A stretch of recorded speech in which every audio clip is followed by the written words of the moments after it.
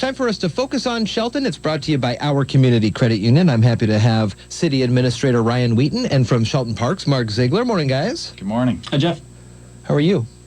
Mark? Great. How are you? Very Ryan? good. Good. All right, we got a couple of things to talk about here this morning. First, we have a new hire. You have your first new hire, and so let's talk about that and some staffing things. Yeah, so we're excited. Tuesday, Yeah. we brought on a new finance director. Cinnamon Brown comes to us from Whitman County in Eastern Washington. Just kind of lucked out that our top candidate also was available. She was wrapping up her job right after we interviewed, and nice. we were able to get her in. So she hit the ground running on Tuesday, and she is likely back at the office trying to wrap her head around all of the city's finances. So very excited to have her. We'll bring her in the next couple weeks so everybody can meet her. Yeah, that sounds good. We also are moving forward with Vicki Look's former position. So management assistant, we're likely to make that an assistant city manager position. And we will probably have some news on that in the next week or two. But we're looking forward to bringing somebody in to not just manage HR and work as city clerk, but also to train some folks. So when Vicki left, I think that the city probably wasn't quite ready for her experience and her institutional knowledge to walk out the door. Right. And we need to make sure that we're ready the next time that position's open so that we can move forward. Sure. And then the third one we're looking at is posting for Steve Goen's position, so the Community Economic Development Director. I would like to have that posted so folks can take a look and apply within the next week or two, but we're going to move forward making sure that we get somebody not just to manage that planning department, but also somebody that can get out, knock on doors, and help us let folks know that Shelton's open for business. Is this an in-house job search, or do you have a firm that's helping you? We will do these in-house. Okay. Wow, very nice. Mark Ziegler, you are here today. We're talking about Parks and Rec. We have a comp plan forum coming up on September 12th. What is going on with that? Exactly. So, as I talked before, we had a public survey that went out. We garnered information from the community through that written public survey and the electronic version, SurveyMonkey public survey. And we want to supplement that with a public workshop Monday, the 12th of September, next Monday, 5:30 p.m. at the Civic Center. And this will be hosted by the Citizens Advisory Committee, the Parks and Recreation Citizens Advisory Committee. And it's another opportunity to give the public an opportunity to come in, tell us their wants and needs for parks and recreation in the city of Shelton. So we just want to reaffirm what we're hearing from the community on a daily basis, also through that survey, and maybe expand upon that, give the opportunity to people to expand upon what they'd like to see. Have you seen some results from those surveys already? Yeah. It's really holding true from the last survey we did about 8 years ago. Trails, neighborhood parks, and water access are basically the top three categories. So if people listening now think that a community center or athletic complex might be a higher priority in their wish list, or they're out at MCRA, a soccer park, or things like that, and the capacity is just too great to meet their needs, this is the opportunity for them to come and tell us what they might want to see in their community to meet those recreational needs. It reaffirms, what we've seen in those surveys, and it helps the city develop that priority list and that comp plan. So when we're moving forward, we can have an educated process when we're looking at expanding facilities or renovating facilities. So 5:30 on Monday for the Shelton Parks and Rec Comprehensive Plan Community Forum. Parking at the Huff and Puff, has this become a little bit of an issue? You know what?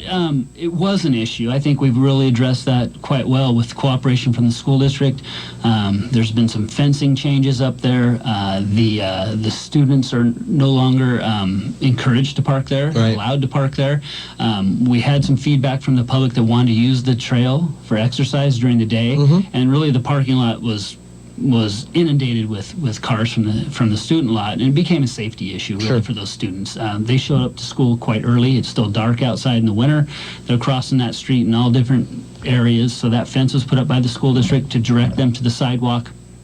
Anybody that is using that, and then they've been encouraged to park over at the school parking for their own safety, as well as to provide more parking for the general public using the trail. So I think it's a great cooperation, great collaboration that we've had with the school district to meet those needs for the general public as well as the students. As the weather turns, I'd imagine the disc golfing decreases. So there's parking. Not much. No, it doesn't? People are still out Those there? guys are out there. In fact, In fact, they'll go out in the snow. I've seen them up there in the snow. I've seen them up there at dusk with glow discs.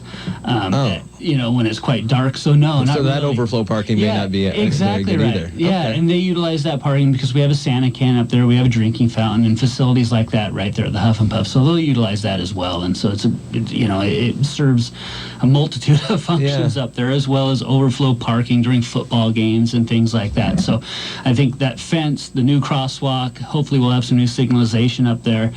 It'll help us maintain that facility as well. When you kind of had the driveway going in and out of there, it kind of created a great opportunity for not a great opportunity, but an opportunity for some folks to tear up the parking lot a little bit and that gravel lot. So now there's one way in and one way out, and maybe there's less incentive or less opportunity for somebody going there to do some donuts and things like that. Oh, is that what's happening too? Yeah, we had a few of those. It's a gravel lot. Huff and Puff is a great trail that people do get a chance to walk around, so there is not a lot of parking there for people using that, and so it is important to have that. How are the other parks around the area doing?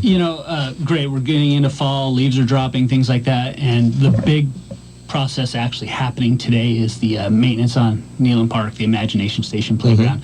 The crews are down there sealing the wood structure right now. This is an annual maintenance process where they go in and they spray a sealer on the wood, help preserve it. It's 20 years old now, essentially, and it's helped maintain that structure. That thing's for this 20 long. years old? Yeah, exactly. It's about 20 years old.